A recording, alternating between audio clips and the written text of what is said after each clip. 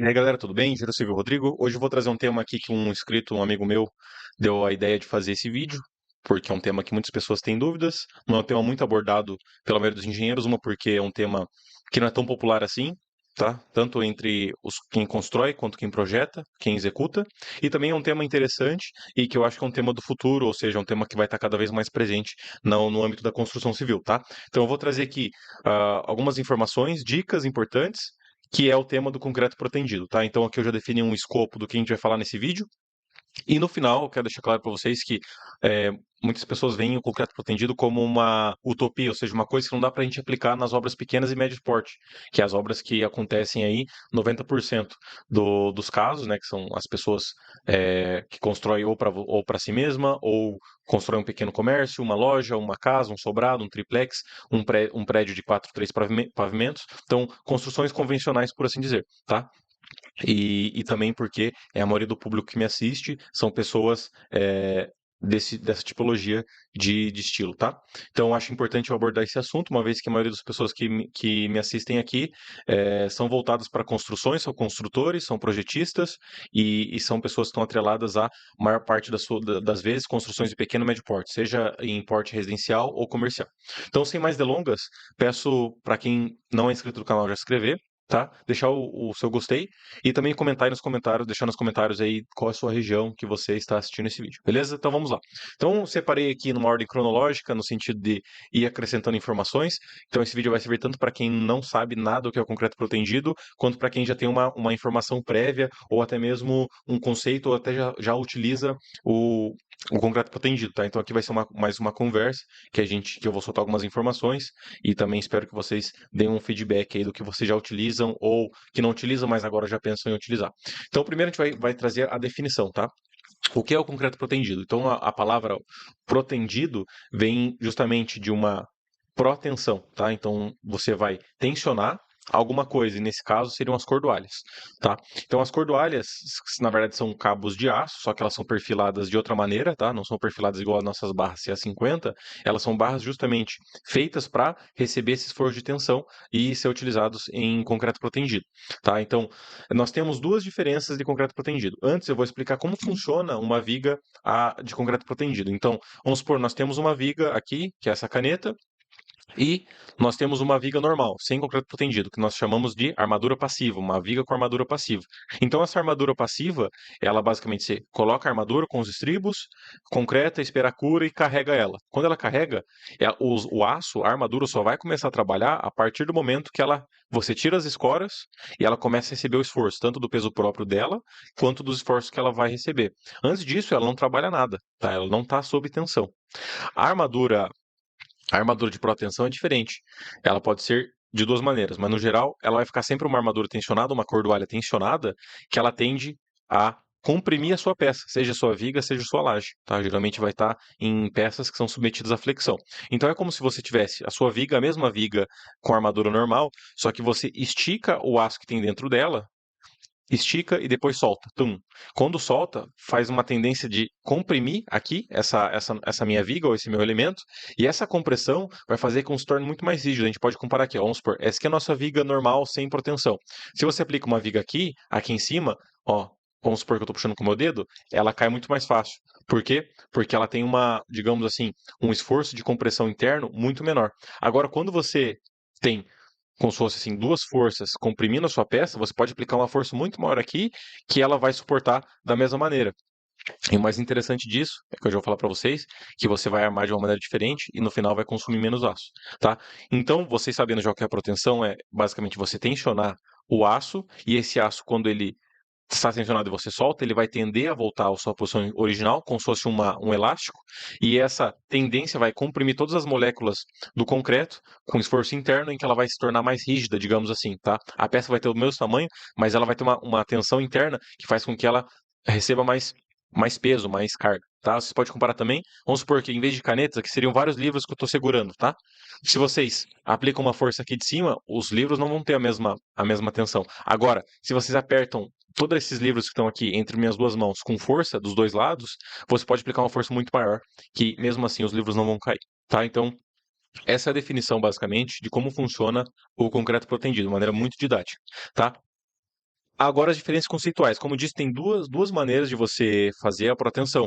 Tá? E tem a pré-tensão e a pós-tensão. O nome já diz tudo. A pré-tensão, antes de você concretar a sua peça, você vai tensionar os seus cabos de aço, concretar e depois de curado ou recém-curado, você vai soltar.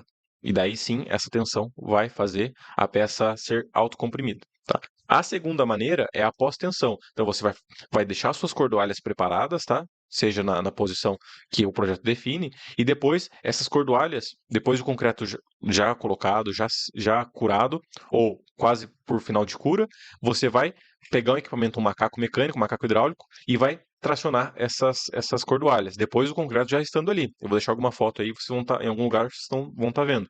Então, depois do concreto ali, você vai tensionar essas barras de aço, e da mesma maneira, vocês vão tensionar, tá? Colocar as barras e fazer digamos assim, as barras vão tender a voltar ao seu estado retilíneo. Se vocês vão ver nessa imagem que eu vou colocar aqui, as barras no pós-tensão, elas geralmente são em formatos curvos. Então, sempre são colocados as barrigas onde você tem mais tensão, mais momento, e quando você estica esses cabos, a barra vai estar tensionada, ela vai tender a voltar ao seu estado retilíneo, então basicamente empurrando a sua viga para cima, né, um esforço interno empurrando para cima, e como a carga empurra para baixo, vai tentar compensar esse esforço. Tá? É como se fosse uma contraflecha, por assim dizer, mas fabricado ou feito em forma de tensão na cordoalha de aço. Tá bom? Então, já temos a definição, e aqui eu já posso riscar. Definição feita. Diferenças conceituais no pré-tensão e pós-tensão. E agora as características do sistema. O que muda no final para você utilizar um concreto protendido no concreto convencional, armado convencional? O concreto protendido ele precisa de um maior controle rigoroso de qualidade e precisa também de uma mão de obra especializada. Por quê? Tanto no concreto pós-tendido ou pré-tendido, nós precisamos de um maquinário, nós precisamos de alguns equipamentos de conhecimento necessário, tanto na hora de calcular, projetar e na hora de executar também. Tá? Outra coisa, o nosso concreto ou pré-tendido, o nosso concreto protendido, ele precisa ter uma resistência muito maior do concreto convencional, porque ó, quando essas barras estão submetendo a umas tensores maiores de tensão, o concreto tem que resistir a esse esforço, senão ele, digamos assim, ele implode, ou ele forma fissuras e trincas e colapsa, tá? Então, o concreto protendido, de regra, ele é mais resistente que o concreto convencional. Tudo bem? Então, essa é uma das características dos sistemas. Mão de obra especializada, cálculos diferentes, a maneira de você calcular é diferente, a maneira de você analisar a estrutura é diferente, tá? E também a maneira de você fazer esse concreto é diferente. Beleza? Então, essas são as principais características do sistema. Claro, tem outras, mas no geral são essas. Alguns exemplos de uso. A maioria das peças protendidas são vigas, lajes, seja essas lajes em formato cogumelo, em formato maciço, mas são protendidas, tá? E são maiores exemplos de uso. Então, em geral, são elementos submetidos à flexão, majoritariamente, como vigas e lajes, tá? Pode ser utilizado em outros tipos de elementos, mas eu nunca vi e creio que não existe, por exemplo, um pilar protendido, tá? Então, geralmente são elementos que não recebem tanta compressão, mas sim flexão. Beleza? Posso estar esquecendo de algum. Ah, pode ser também treliças de laje, vergas, contravergas, é, vigas de cobertura, tá? Então todas essas partes de elementos que são submetidos mais à flexão são os elementos que são mais utilizados na parte de proteção e na parte de concreto protendido no geral, tá?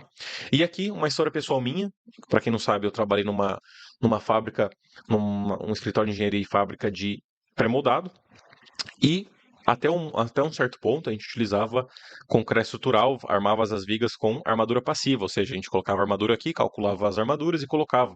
Tá? E dava lá 4 barras de 12, 5 barras de 10, dependendo da carga, dependendo do vão. E a gente começou a estudar que se a gente quisesse reduzir custo, ou seja, para aumentar a margem de lucro, ou para ser mais competitivo no mercado, a gente precisaria colocar a armadura protendida. A gente teria um custo de implantação.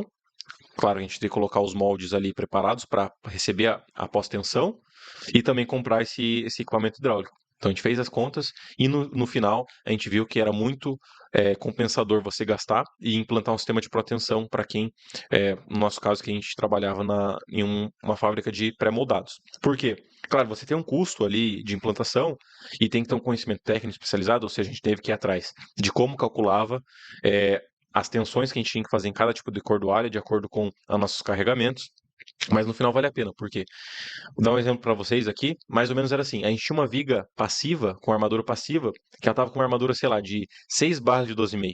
E utilizando o concreto pós-tendido, a gente foi de uma armadura de 6 barras de 12,5 para 8 cordoalhas de 6 ou 8 milímetros, tá? Tô dando um exemplo aqui para vocês verem a redução de aço que a gente teve. Claro que a armadura, a cordoalha é um pouco mais cara, o quilo, mas como nós íamos de uma barra de 12,5 mm para uma barra de 6,5 mm, ou 6,3, olha a diferença da área de aço, da área dos quilos que a gente estava utilizando para uma peça de concreto. Então, não foi dito e feito. Mudamos ali o nosso conceito de armadura, a gente está fazendo até mesclado, fazia uma armadura passiva, reduzir a armadura passiva e colocava uma armadura pós-tendida adicional, e assim a gente conseguia reduzir o custo e ter também uma peça que resistia a mesma quantidade de esforço. Então, para vocês verem que sim, a armadura, o concreto protendido é uma coisa que é inteligente de se utilizar, e a única coisa que você precisa é ir atrás do conhecimento e, se você não trabalha, achar alguma maneira de aplicar no seu ambiente de trabalho. E isso eu vou deixar na nossa última dica bônus aí, que vocês vão ver que é fácil de aplicar o concreto protendido nas suas obras de pequeno e médio porte, tá? Então, vantagens e desvantagens, tá? As vantagens que eu coloco é redução da armadura, do peso de armadura, do ferro que você vai ter na sua construção, redução é, do peso da estrutura, porque você vai utilizar peças mais esbeltas para receber uma mesma carga. Você vai ter mais espaço na sua construção. Vocês podem ver, muitas das pessoas dos projetos que têm estruturas pró-tendidas, não tem vigas. As lajes são maciças, não são alveolares, não tem vigas. Isso você ganha espaço, fica mais fácil você fazer suas instalações elétricas, hidráulicas, de incêndio, ou o que seja, porque você vai ter mais espaço para trabalhar. Não vai ter um monte de viga para você ficar furando. E aí vem para outra vantagem. Você evita problemas de compatibilização e furos em viga, por exemplo, tá? Então, acho que isso é uma das maiores vantagens. Se eu esqueci de alguma, pode deixar nos comentários também. Então, vantagens feitas. As desvantagens. É mais ou menos atrelados com as características do sistema. Uma, você precisa ter mão de obra especializada para executar isso. Isso porque não é uma coisa tão comum e precisa de um maquinário diferenciado, que vai a segunda desvantagem. Precisa de um maquinário diferenciado, né, de macacos hidráulicos, de alguns equipamentos diferentes. Você precisa de alguém que projete para você e calcule, ou seja, você não consegue fazer de cabeça. Bom, falo de cabeça porque muitas das pessoas constroem, faz as coisas de cabeça ou porque vem em algum lugar e copia. Para estruturas de concreto protendido não é bem assim, tá? Recomendo, na verdade, vocês calcularem tanto para protendido quanto para passivo, mas para protendido é muito diferente. Você não vai conseguir replicar, tá? Então são mais essas, Leo, atrelados a detalhes de construção, de projeto e de execução, tá bom? Então falamos a desvantagem.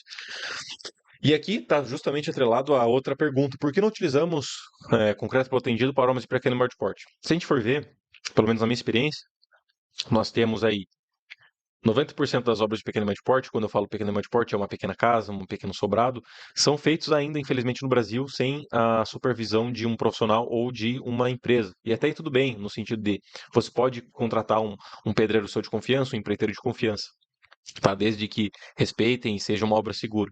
Mas está atrelado justamente que muitas dessas pessoas não têm o conhecimento para utilizar, nenhum maquinário para fazer essa estruturas de concreto protendido. E uma também porque o concreto protendido ele é muito utilizado em vãos grandes, em estruturas de grande porte, com grande carregamento, e às vezes você tem uma casa pequena, com vãos pequenos, talvez não faz tanto sentido você utilizar essa tecnologia e talvez vai até sair um pouco mais caro, tá?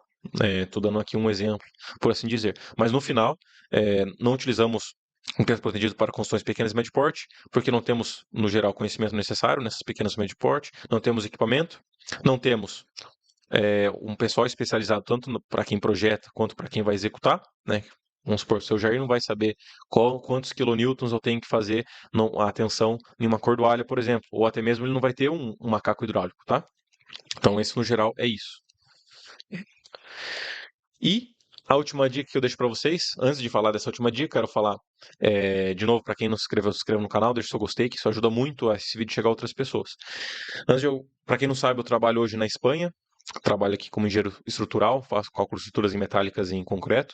E o que eu posso dizer para vocês é que aqui, mesmo que está atrelado justamente essa última pergunta nossa, mesmo construções de pequeno e médio porte são utilizadas cordoalhas, são utilizadas concreto protendido.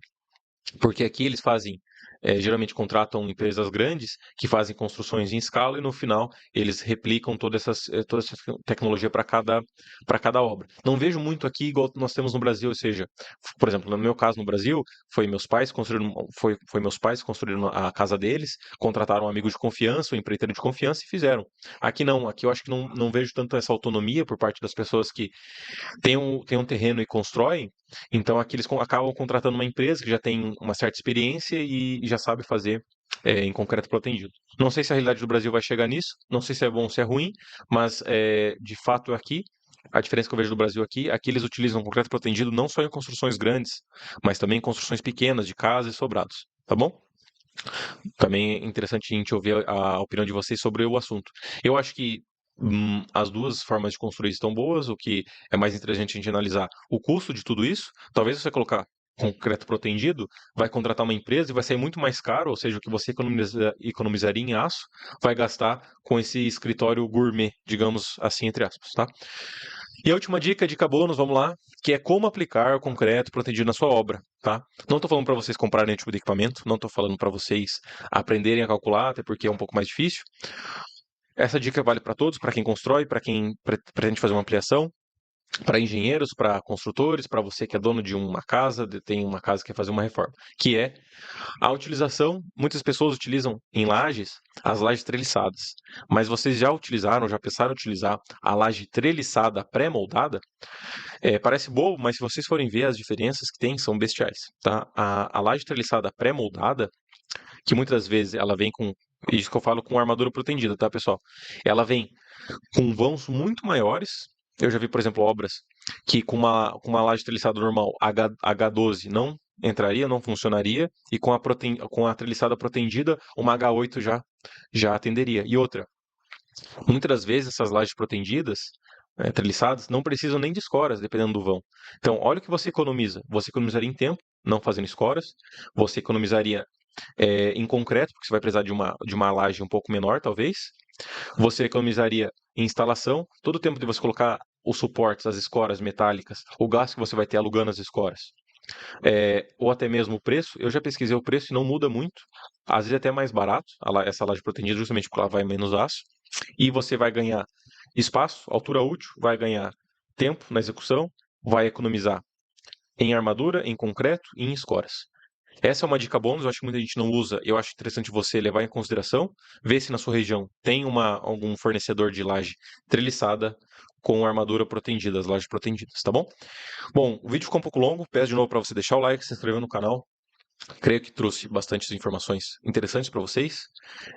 Espero que tenham gostado. Deixe nos comentários aí o que vocês acharem interessante, alguma coisa que eu falei errado, ou que eu falei bem, ou que eu deixei de falar. Fico aberto a sugestões e até a próxima. Valeu, falou!